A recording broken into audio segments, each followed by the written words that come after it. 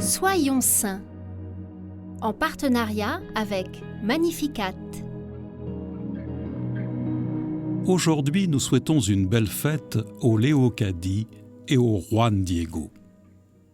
Au lendemain de la belle fête mariale de l'Immaculée Conception, nous célébrons Saint Juan Diego, à qui Marie est apparue. Il est né dans une famille de paysans en 1474, au centre de l'actuel Mexique, dans l'Empire aztèque. Juan Diego est un Indien humble et simple, prénommé Cuatlathuatzin, ce qui signifie « l'aigle qui parle ».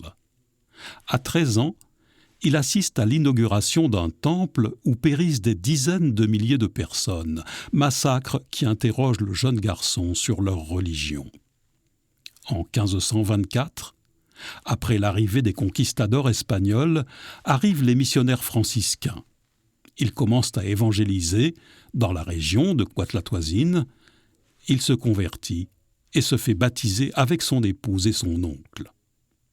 À 50 ans, il reçoit alors le nom de Juan Diego et sa femme, celui de Maria Lucia. Il se marie ensuite religieusement. Le couple a un fils baptisé Juan. Il vit dans la bonté et la ferveur que sa foi lui commande. 2 fois par semaine, il se rend à la ville suivre le catéchisme, parcourant 20 kilomètres aller-retour. Juan Diego transmet ensuite aux proches de son village ce qu'il a appris, devenant évangélisateur à son tour. En 1529, son épouse décède. Elle lui a offert auparavant un manteau, une tilma blanche pour son anniversaire. En décembre 1531, sur le mont Tepeyac, la Vierge lui apparaît. Personne n'y croit et l'évêque demande un signe. Celui-ci se manifeste sur la tilma où s'imprime de manière miraculeuse l'image de Notre-Dame de Guadalupe. Juan Diego se fait ermite et pendant 17 ans devient le gardien du sanctuaire. Demeurant dans la pauvreté, il y accueille les pèlerins jusqu'à sa mort en 1548.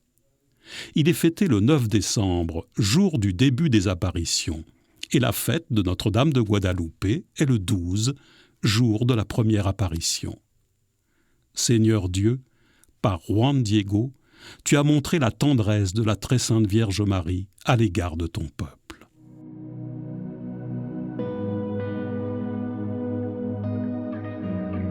Accorde-nous à son intercession d'accomplir toujours ta volonté en suivant les exhortations de notre Mère du ciel.